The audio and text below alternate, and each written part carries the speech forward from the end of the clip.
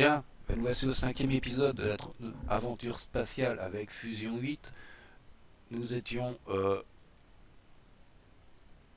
arrivés ici, c'est-à-dire avoir fait une ceinture d'astéroïdes, en le pouvoir l'animer. Voilà. Et nous allons maintenant créer une planète au centre de notre composition.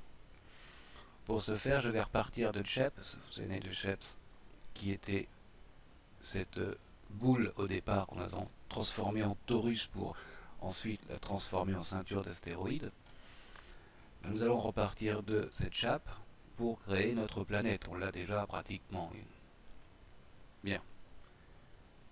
Je vais chercher l'outil Tools 3D, Transform 3D. Placer ici. Et relier Chep à Transform 3D. Je désélectionne, je vais les chercher dans l'outil 3D, je vais chercher Merge qui va me permettre d'associer ce nouvel élément à la composition en cours. C'est-à-dire que nous allons relier Transform 3D, qui était notre dernier nœud, et nous allons aller chercher Transform 3D pour le relier à Merge. Je vais cliquer ici pour visualiser Merge. Voici notre planète. Elle est un peu petite, mais nous allons cliquer sur Transform pour avoir notre boîte de dialogue et nous allons pouvoir monter avec la scale pour avoir une planète. Tac. Voilà. Voilà, nous avons donc notre planète.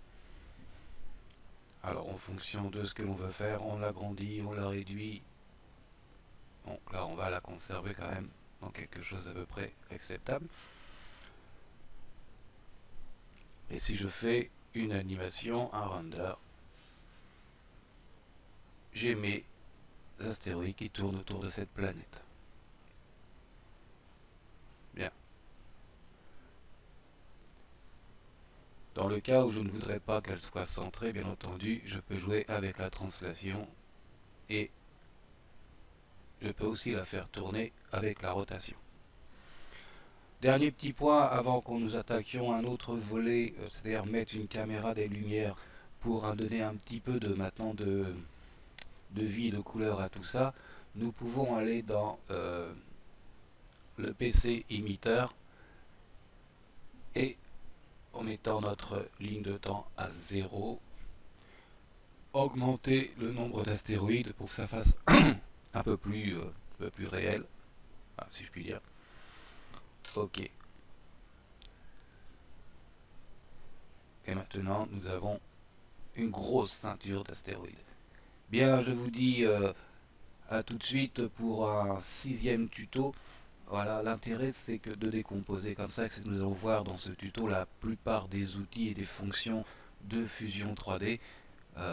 Ce qui est tout l'intérêt de ce tuto qui est un peu long, mais qui en fin de compte nous sert à découvrir tous les outils, toutes les facettes de Fusion 8. Je vous dis bon courage et à bientôt.